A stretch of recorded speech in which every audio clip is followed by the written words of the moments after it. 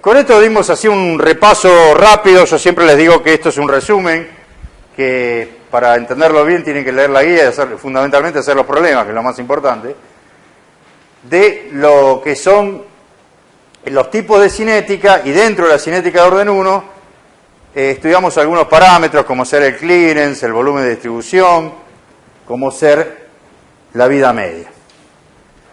Ahora vamos a aplicar esos conceptos y básicamente también vamos a suponer que seguimos con cinéticas de orden 1. Vamos a aplicar esos conceptos para estudiar el fenómeno de acumulación. Esta es la clase que da el doctor Rotring, que tiene en YouTube, si la quieren ver. Esto es muy importante porque, por lo general, ustedes cuando sean médicos van a tener que indicar, digamos, cierto tratamiento, van a tener que dar una posología, es decir, tome esto tantas veces, cada 6 horas, tal dosis. Bueno, eso tiene una razón de ser. Hay que estudiar, digamos, todos los procesos por los cuales la droga va siendo aumentando su concentración hasta llegar a una zona estable, y ustedes tienen que entender los procesos subyacentes, digamos, a esa, para poder hacer una buena, digamos, práctica, para poder dar una indicación terapéutica precisa, para poder decir, esta es la posología apropiada y no otra. No es lo mismo dar un medicamento cada 6 que cada 8 horas. Bueno, entonces para eso tenemos que estudiar un poquito qué es lo que ocurre cuando damos una droga con una misma dosis de droga en intervalos repetidos, sucesivamente. ¿Qué es lo que ocurre?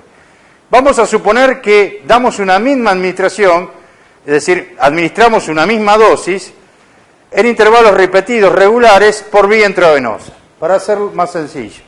Después vamos a ver que muchos de estos conceptos se aplican también para cualquier tipo de administración. Pero en principio vamos a suponer que es vía intravenosa. Y vamos a suponer que el modelo, que la cinética de Sigue es de orden 1 y el modelo es unicompartimental, en principio. Después vamos a ver que se puede aplicar también para otros modelos. Entonces, ¿qué ocurre cuando uno da varias dosis iguales, varias administraciones iguales, separadas por intervalos regulares de tiempo? ¿Qué ocurre con la droga?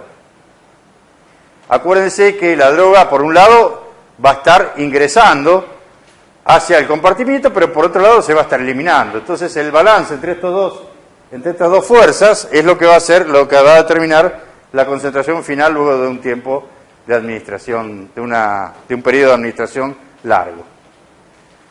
Esto es lo que yo quiero. Yo lo que quiero es que la droga esté por encima de los niveles terapéuticos, de los niveles plasmáticos terapéuticos, es la línea amarilla. O sea, yo quiero llegar a una concentración estable, donde el paciente esté todo el tiempo con una concentración de droga por encima del límite a partir del cual se genera el efecto, o sea, el límite a partir del cual hay eficacia terapéutica, ¿sí? Pero no por encima de la zona tóxica, donde se empiezan a ver los efectos tóxicos. Es decir, en un intervalo que se llama el intervalo de niveles terapéuticos, que está por encima de la línea mínima donde se logra el efecto, pero por debajo de la línea donde están donde empieza a haber efectos tóxicos. Mi estrategia es idear una administración que permita que los niveles siempre oscilen dentro del rango terapéutico, que no se pasen a los niveles tóxicos ni que caigan dentro de los niveles subterapéuticos. Es decir, yo a partir del intervalo que le voy a dar interdosis y de la dosis que voy a administrar, voy a tratar de que se llegue a eso. Ahora bien, no siempre son necesarios niveles terapéuticos permanentes. Por ejemplo, si yo tengo un paciente que tiene, no sé, un problema, una odontalgia, tiene que ir al dentista, le duelen muchísimo las muelas, le tengo que dar algo, un antiinflamatorio, algo que le quite el dolor, ¿sí? Es importante que ese antiinflamatorio siempre esté por encima del nivel terapéutico, porque si cae, ¿qué va a pasar? Va a volver el dolor, si yo doy un analgésico, pero en otros casos no es tan importante. Por ejemplo, en el caso de terapias que digamos, están hechas para, por ejemplo, enfermedades crónicas, que en un pequeño intervalo baje el nivel terapéutico, por ahí no es tan importante, ¿sí? Pero sí hay casos donde nunca es conveniente que disminuyan los niveles por debajo de los terapéuticos. ¿Se entiende la diferencia? Hay veces que yo necesito sí o sí que la droga esté dentro de la zona terapéutica, de los niveles terapéuticos, y en otra donde si por algún momento baja, no es tan importante. Por supuesto, lo que yo siempre voy a tratar de evitar en mi estrategia, digamos, de administraciones, es que se alcancen los niveles tóxicos, porque eso sí es peligroso. Yo voy a tratar de que siempre esté por debajo de los niveles tóxicos. Entonces la idea es que yo, a partir de esto, de conocer que yo necesito estar en la zona de niveles terapéuticos, voy a diseñar una, digamos, dosis apropiada y además un intervalo de tiempo en el cual estas condiciones se puedan mantener.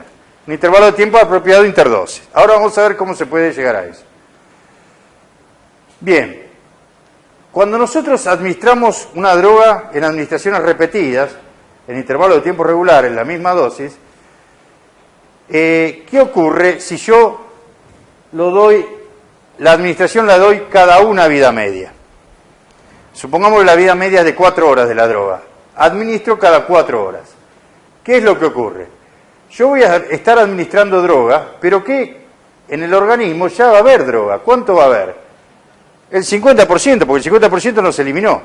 Entonces, cuando yo administre, ¿sí?, me queda un 50% del anterior que todavía no se eliminó.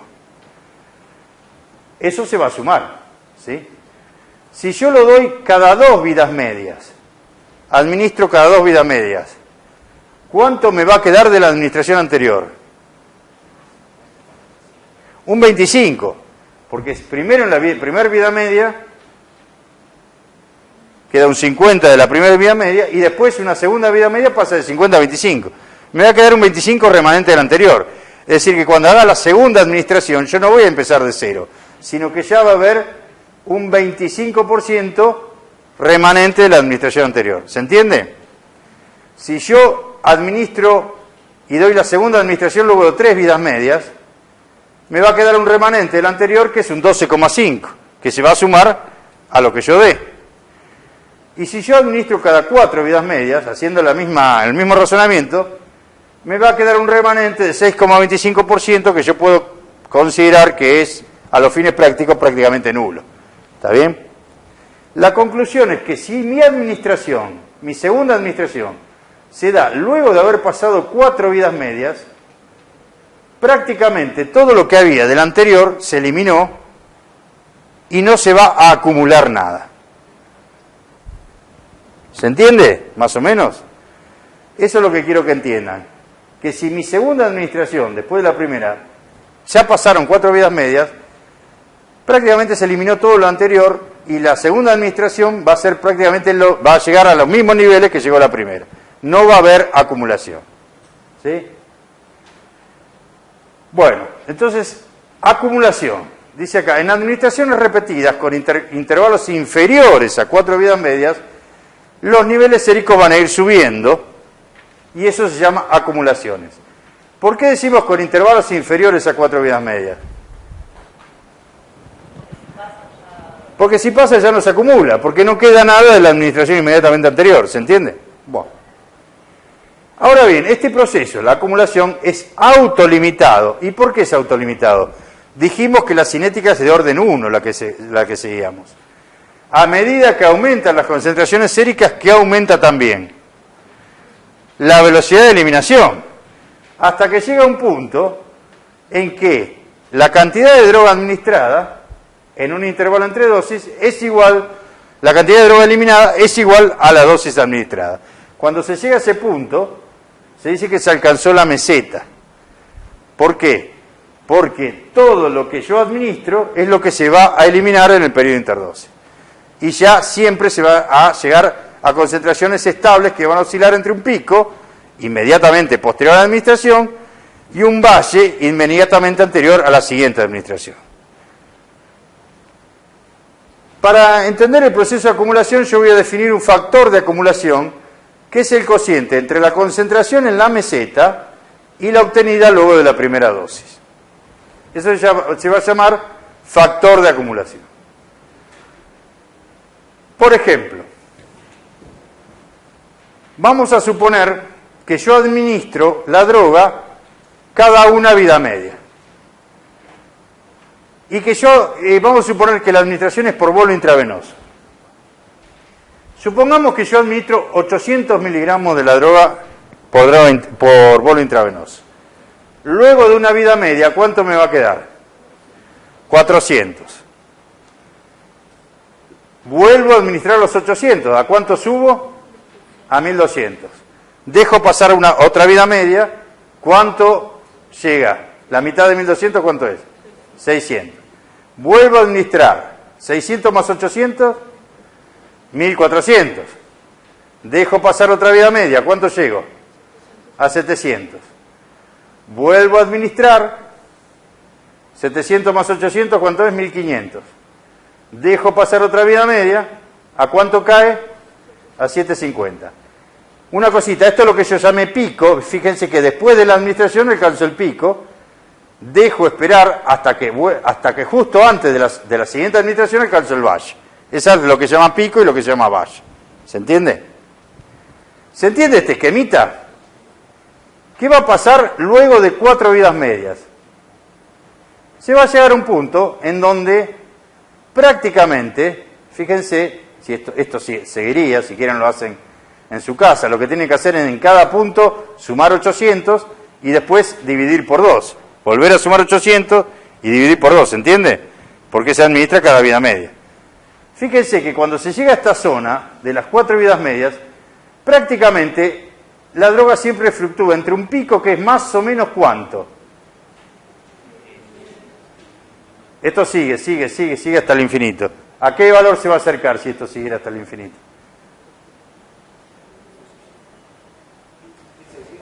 A 1600. ¿Y acá abajo a cuánto se acercaría si siguiera hasta el infinito? ¿A? 800. Bueno, esto es típico de todas las administraciones que se dan repetidas cada una vida media, independientemente de la dosis inicial. Fíjense, ¿cuál va a ser el valor del pico en la meseta? ¿Cuántas veces el valor de la dosis inicial? Este es 1600, este es 800. ¿Cuántas veces va a ser? El doble. Cuando la droga se administra con intervalos interdosis de una vida media, el valor de pico en la meseta es el doble que el valor de la primera administración. Y yo dije que eso se llamaba ¿cómo? Factor de acumulación. Factor de acumulación es lo que está en el pico en meseta dividido lo que se alcanza luego de la primera administración. En este caso, ¿cuánto es? 1600 dividido... ¿Me siguen? 1600 dividido ¿cuánto? 800. ¿Cuánto da eso? 2. ¿Está bien? El factor de acumulación, ¿cuánto es? 2. Y esto pasa siempre que yo administre cada una vida media. Independientemente de este valor. Supongamos que si yo, no vamos a hacer las cuentas una por una, pero se lo dejo si quieren para convencerse ustedes. Supongamos que hubiera empezado con 1000 en vez de 800. ¿A cuánto hubiera llegado cuando llegué acá? A 2000. ¿Y cuál sería el factor de acumulación? 2000 sobre 2, 2. El factor de acumulación siempre va a ser 2 si yo administro cada una vida media, independientemente de cuál sea la dosis inicial. Bueno, esto es lo que yo les quería decir. Si el intervalo es una vida media, el factor de acumulación va a ser 2. Y los invito a que hagan este mismo esquema, pero empezando en lugar de 800 con 1000. Acá llegarían a 500, acá a 1500. Hagan lo mismo y van a ver que van a obtener el mismo resultado. El pico va a estar cerca de 2000 y 2000 dividido 1000 va a ser 2. Lo mismo si acá ponen 3000, acá sería 6000. Es lo mismo. Siempre que el intervalo es una vida media, el factor de acumulación va a ser 2.